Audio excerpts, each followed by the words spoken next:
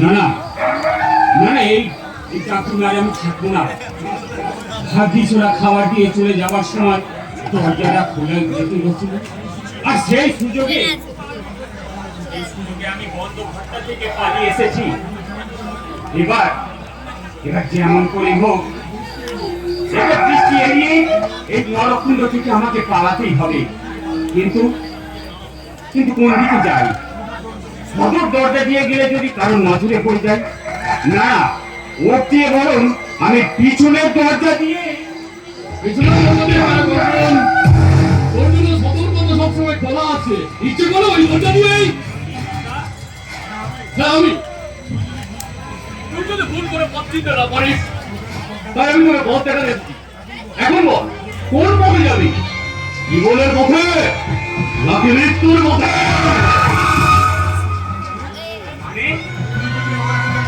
তুই কিন্তু আমার কথা মেনে নে, তোর নামের সমস্ত সম্পত্তি আমাকে লিখে দিস, তাহলে তো জীবনটাকে আমি হাসি খুশির আনন্দে ভরিয়ে দেবো। যদি সম্পত্তির বয়ে তুই আমাকে অগ্রাহ্য করিস, তার তোকেও আমি তোর বোন ময়নার মতো চিরতরে ঘুম পাড়িয়ে দেবো।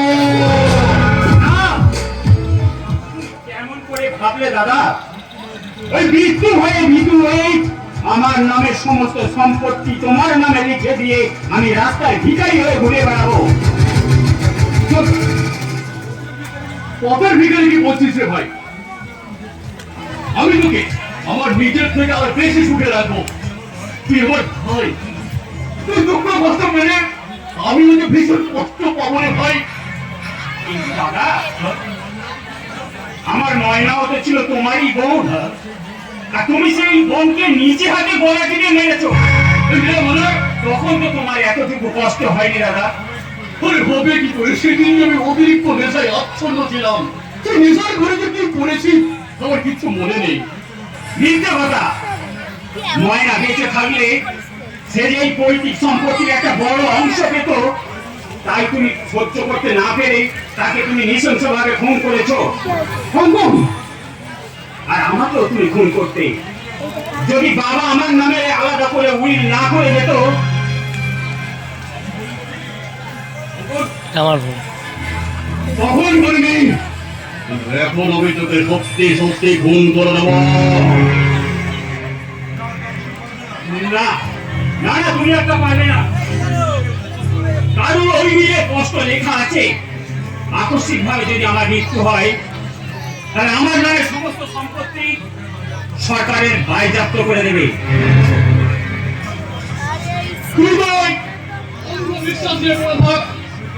আমি তোর অন্ধবিশ্বাসকে চ্যালেঞ্জ করে বলছি, যে কোনো প্রকারই হোক তোর নামের সম্পত্তি আমি লিখে দেবই। রঞ্জন, এই রঞ্জন,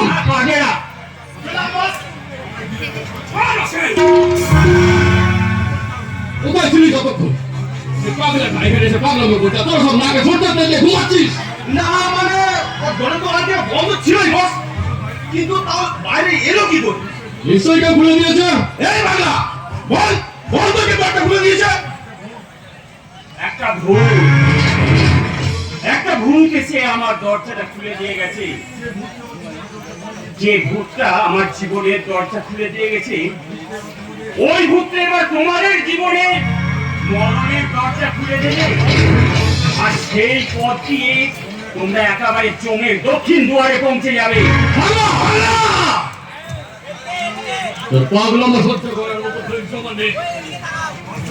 ভাগ্য ছেলের মতো এই গরিবটা একটা সই করে দে, তারপর তুই যত ইচ্ছা পাগলাম কর, কেউ কিছু বলবে না।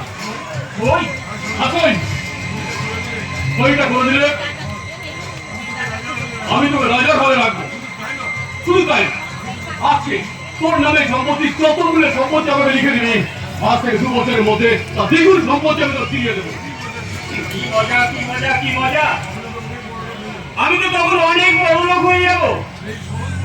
এই সহজ কথাটা আমি এতদিন বুঝতে পারিনি দাদা, তাই তো আমার এই দুর্গতি। আর আমি অবাক করবো না। দাও দাও দাও দাও, আমি কোথায় তোমার সই করে দিতে হবে দাও। আমি আমি ওই একটা সই করে মস্ত বড় লোক হয়ে যাবো। ভাই এইখানে একটা ছোট্ট সই করে দেয়।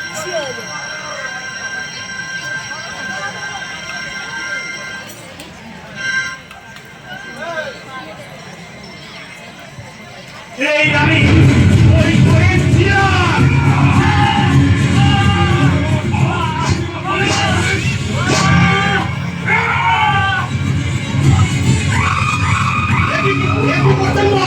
ওই যে মরে যাবে। আজ ওকে একেবারে শেষ করে ফেলবো। না বস না, এত বড় ভুল আপনি করবেন না। উত্তেজনার বসে যে ভুল আপনি করতে যাচ্ছেন তার জন্য সারা জীবন আপনাকে পস্তাতে হবে। তাই বলছি ওকে ছেড়ে দিন বস, ওকে ছেড়ে দিন প্লিজ। যা, আমার সামনে থেকে ওকে নিয়ে যা। ওকে দেখি আমার মাথার মধ্যে আগুন জ্বলছে, আগুন। আপনি কোনো চিন্তা করবেন না বস, ওকে আজ আমি এমন শিক্ষা দেব যাও কল্পনা করতে পারবে না। আর সারাদিন ওকে আমি বিষাক্ত ইঞ্জেকশন দিয়ে ও নরক যন্ত্রণা ভোগ করাবো। যত বাড়ি করে গান ফিরবে তত বাড়ি পুশ করবো ওর শরীরে বিষাক্ত ইঞ্জেকশন দিয়ে।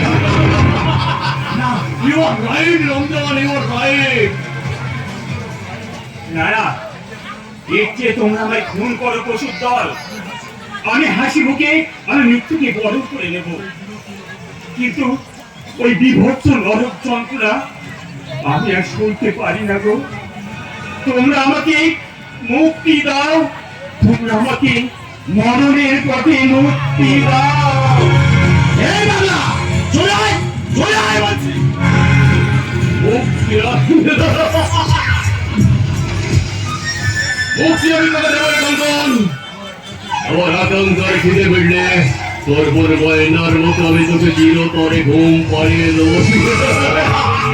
তবেই হবে এই কৌশিক লাহিড়ির চির শান্তি।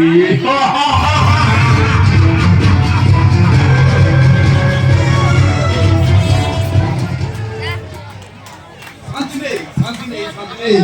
বহু নেতা দিয়ে আসার পর থেকে আমি কেমন হয়ে গেছি, কোনো কাজেই আমার মন বসছে না। চাকরি হলেও বাড়ি সুন্দর, তার চেয়েও সুন্দর। আর চোখ মুখে যেন দুটো চুম্ব, আর বুকটা যেন আস্ত ভরা মৌচা। যদি ওই মৌচাটাকে একবার কাছে দাও, তাহলে কিভাবে কিভাবে কিভাবে পেয়েছি পেয়েছি পেয়েছি। এই কে আছিস? বকুল যদি এক গ্লাস জল আনা তো।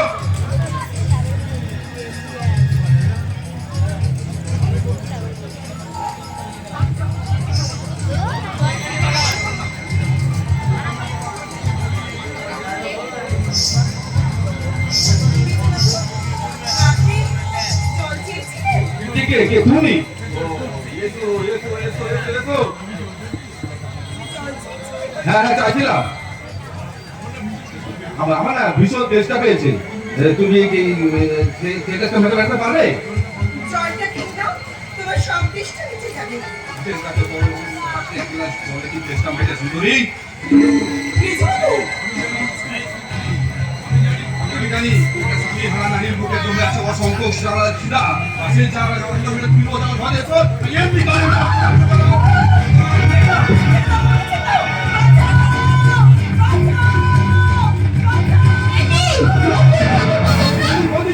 তুমি এসে গেছো? এই কষ্ট মেয়েটা খুঁজু না আমাকে। কি হয়েছে ঠাকুরপো? আমি কতগুলো লক্ষ্য করেছি, ও আমার ঘরেতে গেলাম কথা বলে ওই কখনই চলে আসে। আর আমি হচ্ছে অন্য এক ভালো মানুষ, আমি আমাদের ভালো করেই থাকি।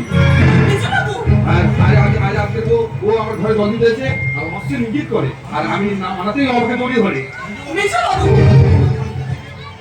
তো তোমাকে আসতে থেকেই ও ভালো মানুষ সাজা ভান করে থাকে। বাহ বাহ বাহ বাহ বাহ বাহ, চমৎকার! তোমার মতো সাধু পুরুষ আজ জীবনে আমি প্রথম দেখলাম। মুকুল, মুকুল পরের মেয়ে, চাকরানি। তাই হতো তোমার ভদ্রতার মুখোশে ঢাকা তোমার চরিত্রহীনতার স্বরূপ থেকে আজ প্রকাশ করতে পারবে না। বলে একটা কথা তুমি জেনে রেখেছো, ঈশ্বরেরও চোখ আছে। তুমি কিন্তু বেশি দিন তাকে ফাঁকি দিয়ে তোমার এই চরিত্রের রূপটাকে ঢেকে রাখতে পারবে না। কি বললি ছোট লোকের মেয়ে? ছোট লোকের মেয়ে হলেও তোমার চেয়ে আমার চরিত্রের মূল্য কিন্তু খুব একটা কম নয়। তাই বলছি মুখান, এত সহজে খোলা বাজারে তুমি আমার চরিত্রটাকে বিক্রি করতে চেও না বউচান, বিক্রি করতে চেও না। যাত্রালে হয়ে ওর এত বড় সাহস, আজ ওকে আমি বাড়ি থেকে বের করে দেবো। ওর দোষ কতটুকু ঠাকুরপো, তার চেয়ে বেশি দোষ কার জানো? কার? তোমার। কেমন? আরে বাবা ওসব কথা বাদ দাও, এখন বড় যে নির্জন নিরালায় দাঁড়িয়ে দাঁড়িয়ে উপভোগ করো। কি? এই ভরা যৌবন যেন এক নৌবন, এই ভরা যৌবন যেন এক নৌবন, খুশি ভরা কত মৌবন, তুতি তুতি করে তোমরা, খুশি মা তোমারা হও, খুশি মা তোমারা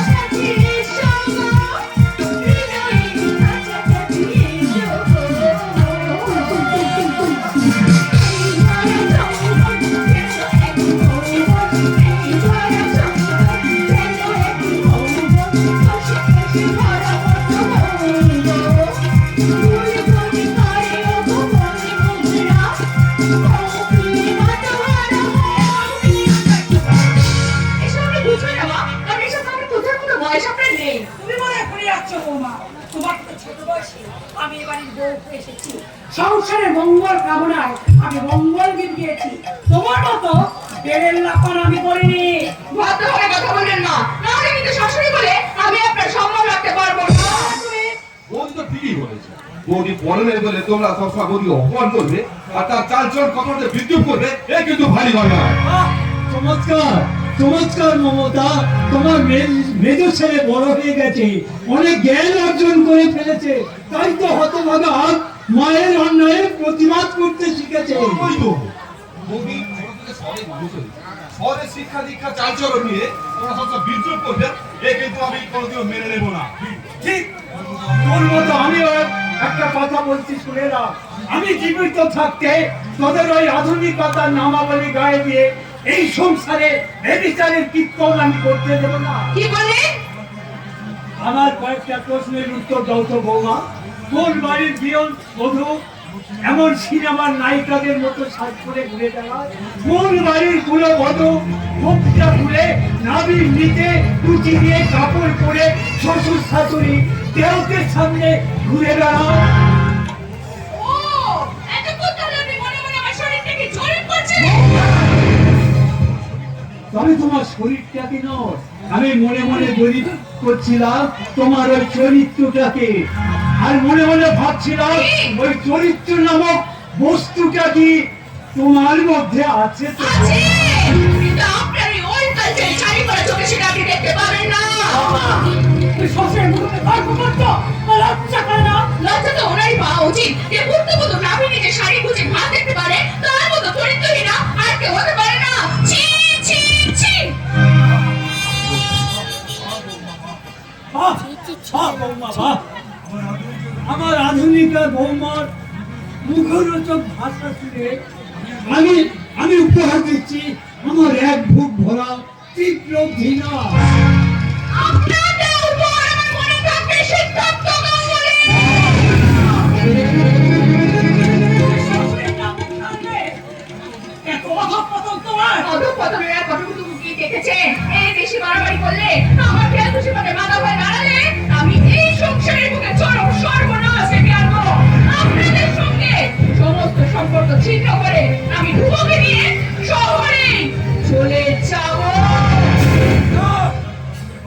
তুমি পারবে না বড় লোকে অহংকারী মেয়ে আমার সত্য সাধনার সম্পদ আশা ভরসার লোককে ওই যুবকে তুমি কিছুতেই মিথ্যার মেঘ দিয়ে ঢেকে রাখতে পারবে না।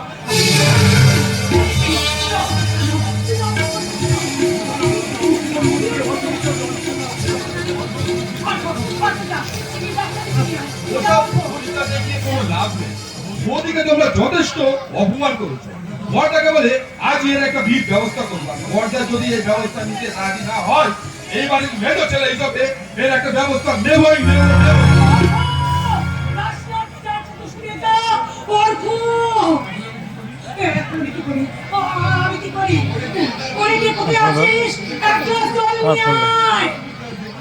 ওরে তুমি দেখো না মমতা, নতুন করে বাঁচার স্বপ্ন সার আমার শেষ হয়ে গেছে মমতা।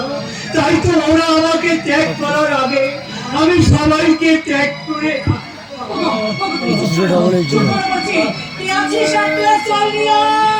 এই নে মমতা, কেউ নেই আমার জন্য জলাবার মতো এই সংসারে কেউ নেই।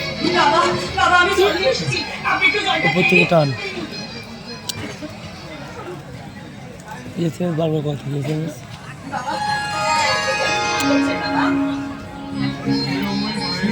মায়ের মতো ওতে টান। মমতার পরশ দিয়ে তুমি আমার সমস্ত যন্ত্রণা থেকে মুক্তি দিলে কেন মা? আমি আপনার মেয়ে দাদা। মেয়ে? মেয়ে আপনি, আমি কি এমনি করে আপনাদের সেবা করার সুযোগ পেতাম? হয়তো পূর্বজন্মে আপনারা আমার বাবা মা ছিলেন, তাই আমি আপনাদের সেবা করার সুযোগ পেয়েছি। শুনছো? কাজের মেয়ে হলেও বকুলের হৃদয়টা কত মহৎ, অথচ আমাদের বৌমা। কিন্তু কিন্তু তুমি তো আমার বৌমা হতে পারবে না। সেবার ব্রত দিয়ে সাজাতে পারবে না আমার এই সংসার মন্দির। দিয়েছেন মঙ্গল কামনার চোখে, তুমি তো সুর তুলে পড়তে পারবে না লক্ষ্মীর পাঁচালে। জানো বকুল, আমি আমি জীবনে অনেক স্বপ্ন দেখেছিলাম। ওই শহর থেকে আসা আধুনিকা বৌমা আমার সেই স্বপ্ন ভেঙে হ্যালো মা মা বাবা তো ভেঙে পড়েছে। আপনি বাবার কাছে গিয়ে বসুন, আমি বাবার জন্য একটু উৎকরণ করে নিয়ে যাচ্ছি। সামান্য কাজের মেয়ে তুই, তুমি আমার জন্য এত খাবো বকুল। মা, কাজের মেয়ে বলে কি আপনাদের সেবা করার অধিকার আমি পাবো না? মা নিশ্চয়ই দেবো বকুল, নিশ্চয়ই দেবো। তুমি ছাড়া অভিমানী মানুষটা মনের অভাবকে পূর্ণ করবে বকুল। মা, হ্যাঁ বকুল, হ্যাঁ, ভুল তো আমি করেছি বকুল। মৃত্যু সজ্জা শুয়ে থাকা ওই মানুষটার কথা ভেবে আমি শহর থেকে বউ নিয়ে এসেছি। সেই বলতে ভাগিনীর মতো এই সংসারটাকে চিবিয়ে চিবিয়ে খাবে, এ আমি ভাবতে পারিনি বকুল, এ আমি কিছুতেই ভাবতে পারিনি। মা, সবে নিয়তির খেলা না, সবে নিয়তির খেলা। না হলে কি স্বামীর ঘরে সাত পরেও আমাকে চাকরানি সেজে থাকতে হয় মা। রাতে জেগে থাকবে?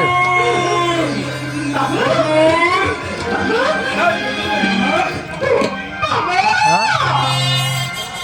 রাতে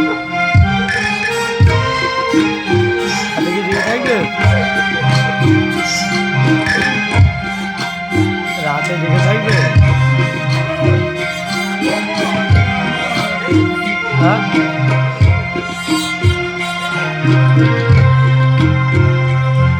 এটা দিয়ে দিয়ে ফোন করে দেবে। হ্যাঁ? যেটা দূরে দিকে ফোন করে। তুমি কেমন আছো বাবা? তুমি কেমন আছো? আমি খুব ভালো আছি, কিন্তু হয়েছে তো হ্যালো এই মুখখানাটা সবসময় হাসি খুশিতে ভরে থাকতো, সেই মুখখানার মাঝে এমন বিষাদের ছায়া কেন রে মা?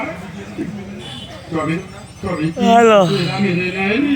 না বাবা, না, আমার শ্বশুর শাশুড়ি দেওর সবাই সবাই আমাকে মেনে নিয়েছে বাবা। মেনে নিয়েছে, আর কথা শুনে আমি তো শান্তি পেলাম।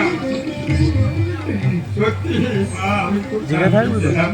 বাবা বাবা তুমি বৃথাই অভিমান করছো বাবা, আমার শ্বশুরের শরীরটা খুব খারাপ তো, তাই তোমাকে সময় মতো চিঠি লিখতে পারিনি। কি বলি মা? তোর শ্বশুর খুব অসুস্থ? হ্যাঁ মা, চলতে শ্বশুরকে গিয়ে দেখে আসি।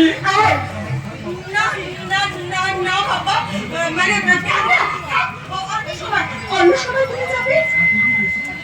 এত দূর এসে তোর শ্বশুর শাশুড়ির সঙ্গে দেখা না করেই আমি চলে যাবো?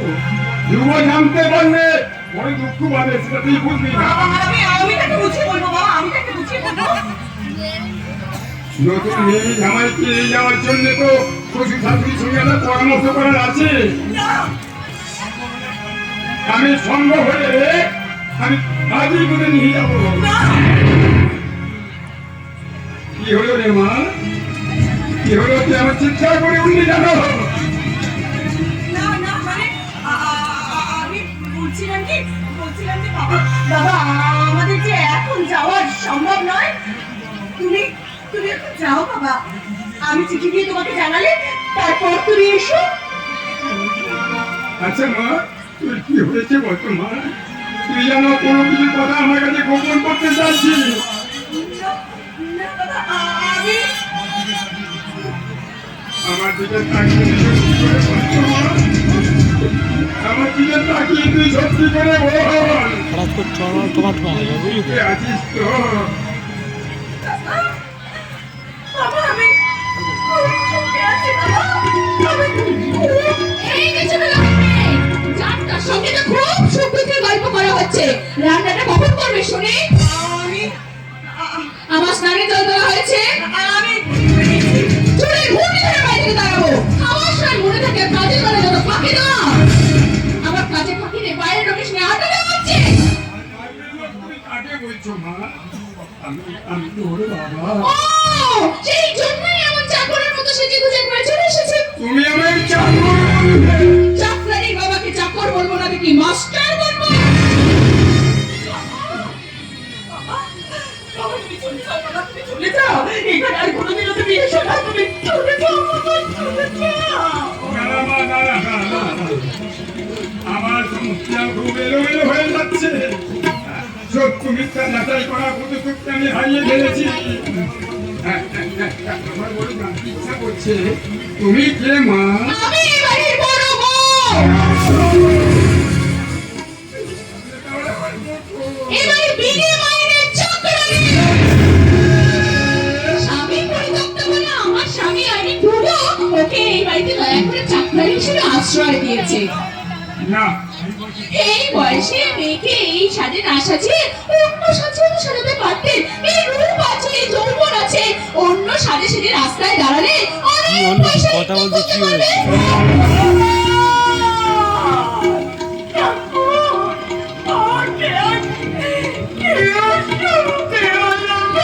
এই ছোট লোকের মেয়ে, ওসব ন্যাকামি পরে করবে। 5 মিনিটের মধ্যে আমার স্নানের জল তোলা না হলে ধ্রুবকে বলে আজকেই তোমাকে লাথি মেরে বাড়ি থেকে দূর করে দেবো।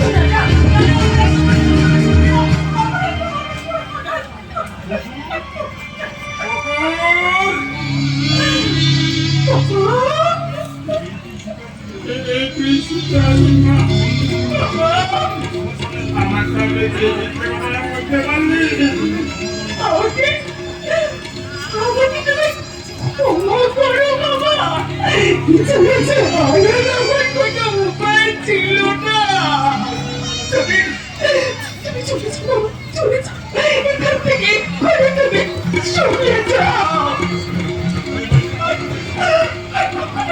তুমি এসো না, আজ থেকে তুমি মনে করো তোমার কুকুর মারা গেছে।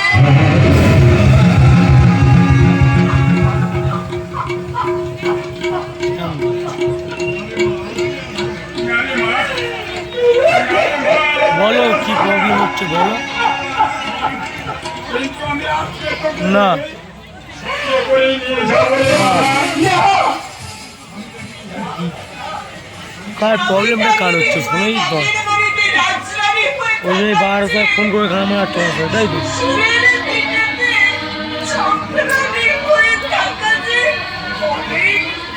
আলো বাবা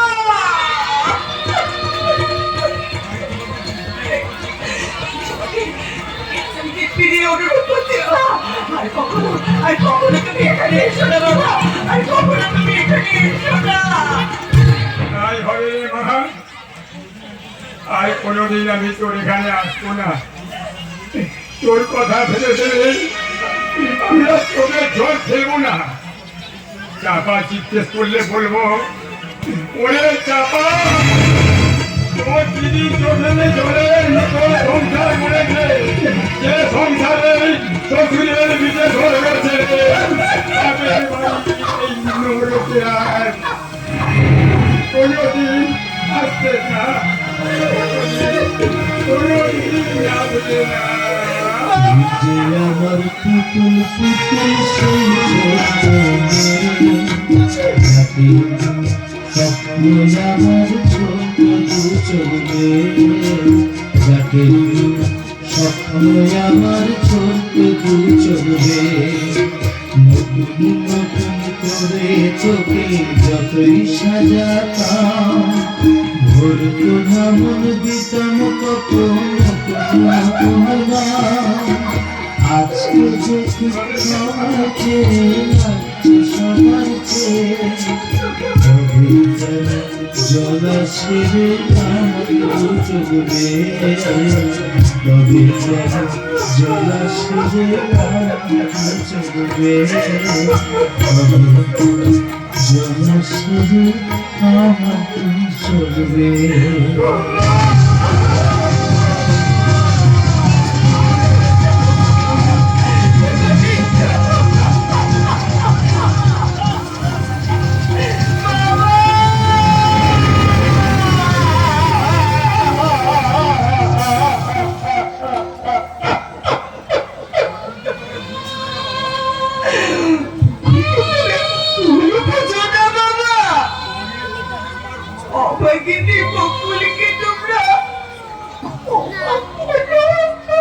ক্ষমা তো আমারই চাওয়া উচিত বকুল।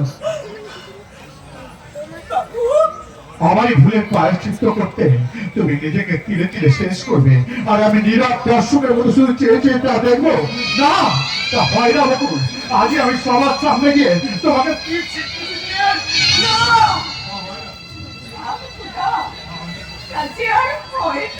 কেন হয় না বকুল? তোমার স্ত্রী যে ভীষণ খোঁপাবে। যাও যাও বাবা যাও, তোমার জন্য তোমার স্ত্রী অপেক্ষা করছে। তুমি তুমি সেখানে যাও। কিন্তু আমার হৃদয়ে শুধু তোমাকে ভালোবাসতে চাইবো। আমার ব্যর্থ প্রেমে শুধু তোমাকে এই কাছে পেতে চাই। তোমার যে পায়ে পড়ি বাবা, তোমার যে পায়ে পড়ি, এই সর্বনাশ তুমি করো না। ওরা যদি থাকতে পারে তাহলে আমাকে এক মুহূর্তে বাড়িতে থাকতে দেবে না বাবু। তুমি যাও।